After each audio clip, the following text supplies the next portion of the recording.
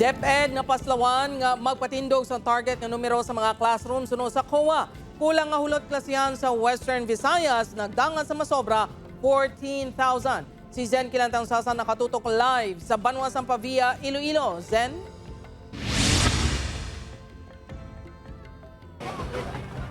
Jert, nagapanguna sa gihapon nga problema sa Department of Education Region 6 ang classroom shortage, bagay nga ginatinguhaan na sang ahensya nga masolusyonan ang problema.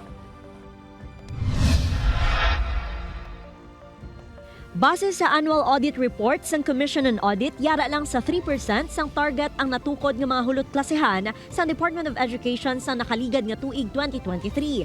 Sa 6,379 rooms nga target sang ahensya, yara lang sa 192 ang nakumpleto nga mga classroom sa bugos nga pungsod. Mayara naman sang 4,391 pa ka classroom ang ginatukod pa lang kag 550 ka hulot klasehan ang yara pa sa procurement process. Target man sang ahensya nga ma-repair ang sobra 7,000 ka classrooms, apang 208 pa lang ang nakumpleto, samtang ang iban ang under-repair kag under-procured. Samtang ang delivery sang 580,394 ka school furnitures, pareho sang lamesa kag pulungkuan ang naatrasar man.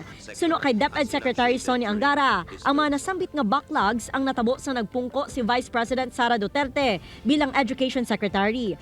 Diri sa Western Visayas, mayor nga problema sa gihapon ang kakulang sang hulot klasihan sa diin masobra 14,000 ka classroom ang kinahanglan. We need around 14,184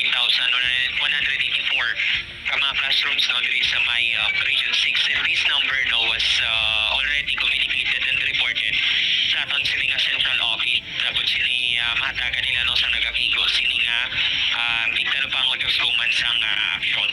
Apang bisan may kakulangan sang classroom, ginatinguhaan sang ahensya nga magpatigayon sang pamaagi agud maresolba ang problema kag hindi maapektuhan ang pagtuon sang kabataan.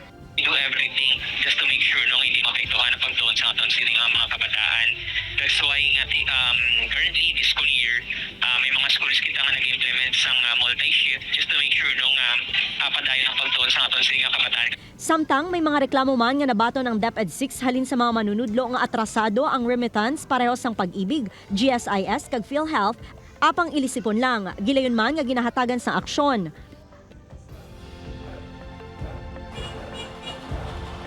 Jert, nagadepende sa national government ang pag-alokara sang budget sa konstruksyon sang classroom per school calendar year. Gani, samtang wala pa, may mga inisyatibo man ang schools division offices sa pag-coordinate sa mga stakeholder agud madugangan nga mapatindugan pa sang dugang nga school buildings ang mga eskwelahan. Jert? Madam Ugen nga salamat sa update. Kapuso Zen Kilantang Sasa.